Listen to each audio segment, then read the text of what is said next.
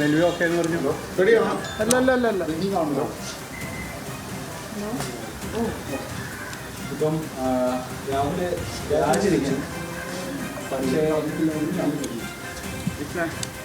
എൻ്റെ പോരാട്ടം എന്ന് പറയുന്നത് സ്ത്രീകൾക്ക് വേണ്ടിയുള്ള പോരാട്ടമാണ്. അത് ഏതെങ്കിലും ഒരു വ്യക്തിയെ അടിസ്ഥാനപ്പെടുത്തിയിട്ടുള്ളതല്ല. ഞാൻ പറഞ്ഞ കോസ് തന്നെയാണ് ഞാൻ ഇപ്പോഴും പറയുന്നത്.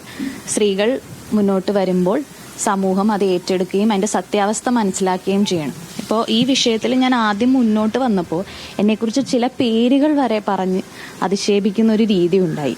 അപ്പോൾ പിന്നീട് മനസ്സിലായി പലരും പരാതികളുമായി വരുന്നുണ്ട്. ഇത് ഏതെങ്കിലും ഒരു പാർട്ടി സ്പോൺസർ ചെയ്തിട്ടുള്ള ഒരു കാര്യമല്ല എന്നുള്ളത് കൃത്യമായിട്ട് മനസ്സിലായി. പക്ഷേ ഈ രാഹുൽ പറയുന്നത് പരാതി നൽകാൻ വേണ്ടി വെല്ലുവിളിക്കുകയാണ്.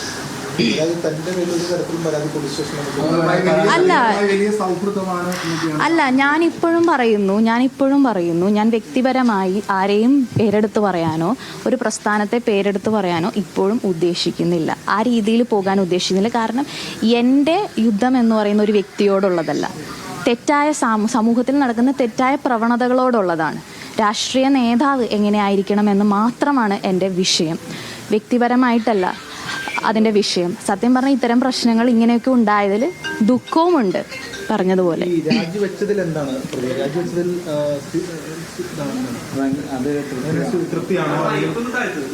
അല്ല, അത് ഞാൻ പറഞ്ഞല്ലോ, അത് എന്താണെങ്കിലും അത് തീരുമാനിക്കേണ്ടത് ആ പ്രസ്ഥാനമാണ്. അതിനകത്ത് എനിക്ക് വ്യക്തിപരമായ ഒരു താല്പര്യങ്ങളും ഇല്ല.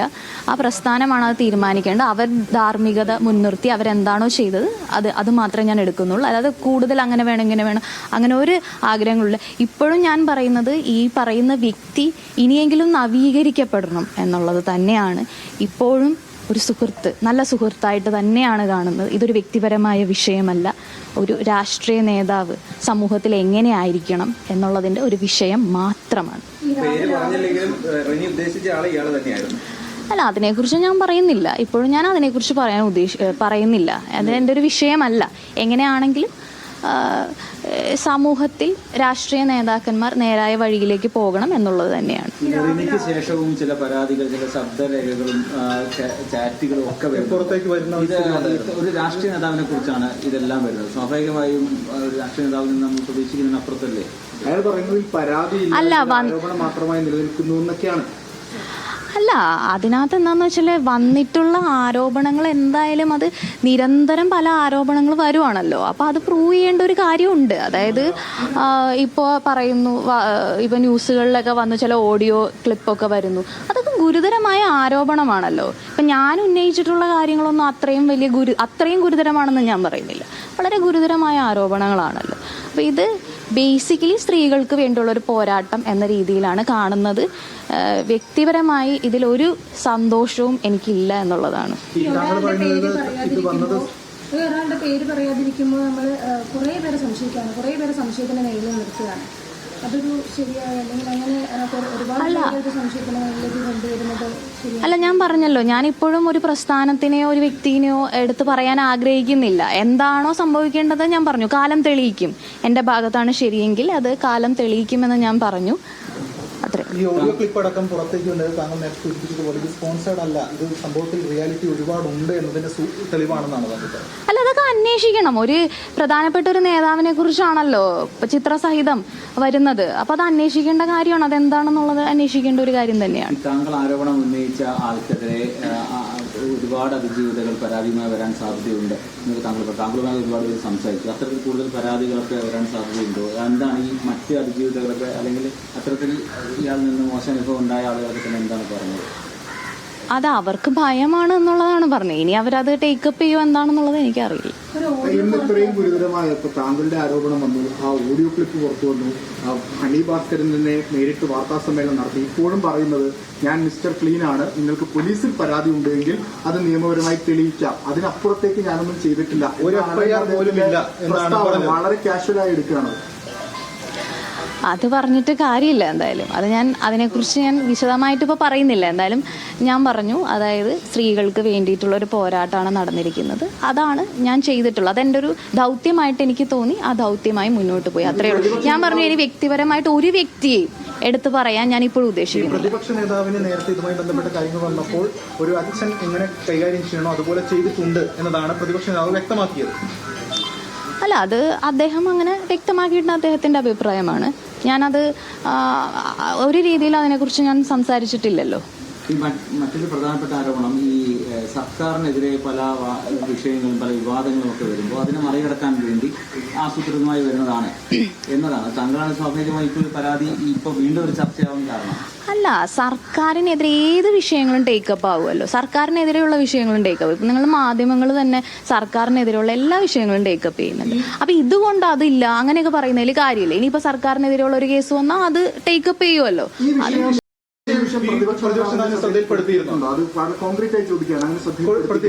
നേരത്തെയോ? അല്ല, അതിനെക്കുറിച്ച് ഞാൻ പറഞ്ഞല്ലോ, അത് ഒരു ഇന്ന വ്യക്തി എന്നുള്ള രീതിയിൽ ഞാൻ പറയുന്നില്ല. പല ഫോറങ്ങളിലും ഞാൻ സംസാരിച്ചിട്ടുണ്ട് എന്നുള്ള കാര്യം ഞാൻ പറഞ്ഞിട്ടുണ്ട്.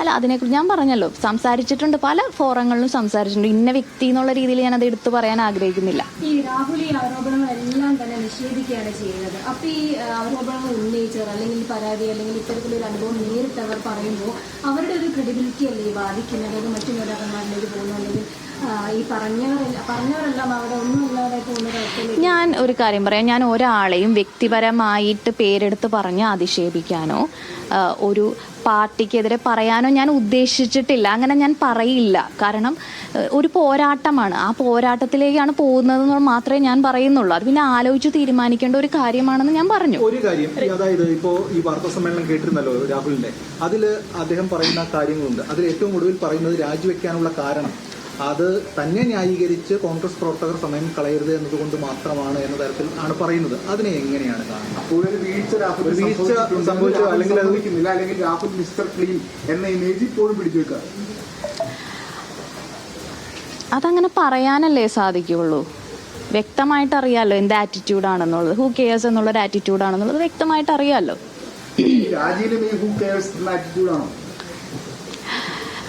അതേക്കുറിച്ച് ഞാൻ പറഞ്ഞല്ലോ, ഒരു വ്യക്തി എന്നുള്ള രീതിയിൽ ഞാനിപ്പോൾ സംസാരിക്കാൻ ആഗ്രഹിക്കുന്നില്ല. ഒരു പേരെടുത്ത് പറഞ്ഞ് സംസാരിക്കാൻ ആഗ്രഹിക്കുന്നില്ല. താങ്കൾ നേരത്തെ പറഞ്ഞത് പോയി പരാതി കൊടുക്ക് എന്നൊക്കെയാണ് അദ്ദേഹം പറഞ്ഞിരുന്നത്. അതോടൊപ്പം ഹൂ കെയേഴ്സ് എന്ന നിലപാട് സ്വീകരിക്കുകയും ചെയ്തു. ഇപ്പോൾ അദ്ദേഹത്തിന് കുറെയെങ്കിലും കാര്യങ്ങൾ ബോധ്യപ്പെട്ടിട്ടുണ്ടാകും എന്ന് താങ്കൾ വിചാരിക്കുന്നുണ്ടോ? അങ്ങനെ ഉണ്ടായാൽ നല്ലത്.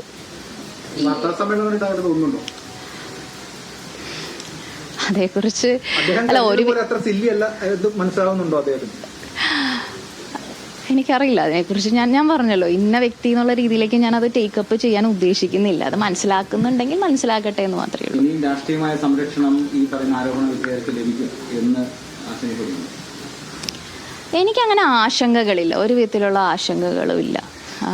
എൻ്റെ ഭാഗം ശരിയാണെങ്കിൽ ആ ശരിയിലേക്ക് തന്നെ എത്തിച്ചേരുമെന്ന് ഞാൻ ഉറച്ചു വിശ്വസിക്കുകയാണ്. ഈ ആരോപണ വിധേയം പറയുന്നത് യുവനടിയുമായി ഇപ്പോഴും ഒരു സൗഹൃദം കാത്തുസൂക്ഷിക്കുന്നുണ്ട്. രണ്ടുപേർ സംസാരിക്കുന്നത് അത്ര വലിയ തെറ്റായിട്ടൊന്നും എടുക്കേണ്ട കാര്യം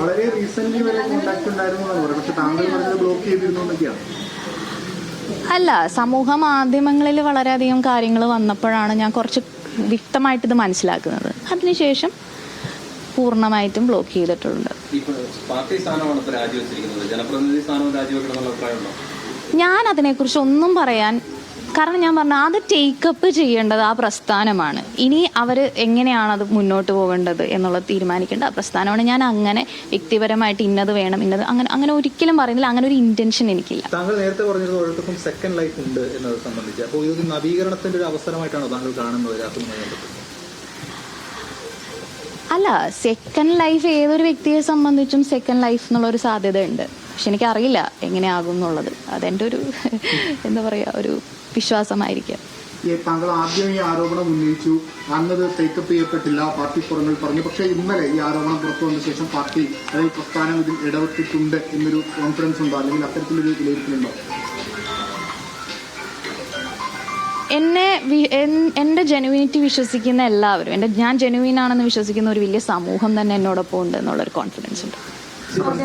നേരത്തെ പറഞ്ഞ ചില വിഗ്രഹങ്ങൾ ഉടഞ്ഞുപോയി, ഇതുമായി ബന്ധപ്പെട്ട് പരാതി പറഞ്ഞപ്പോൾ അവരുടെ പ്രതികരണങ്ങളിൽ നിന്ന് ഇപ്പോഴെങ്ങനെയാണ് ഈ ഇന്നലത്തെ പ്രതികരണത്തിന് ശേഷമുള്ള കാര്യമാണ്?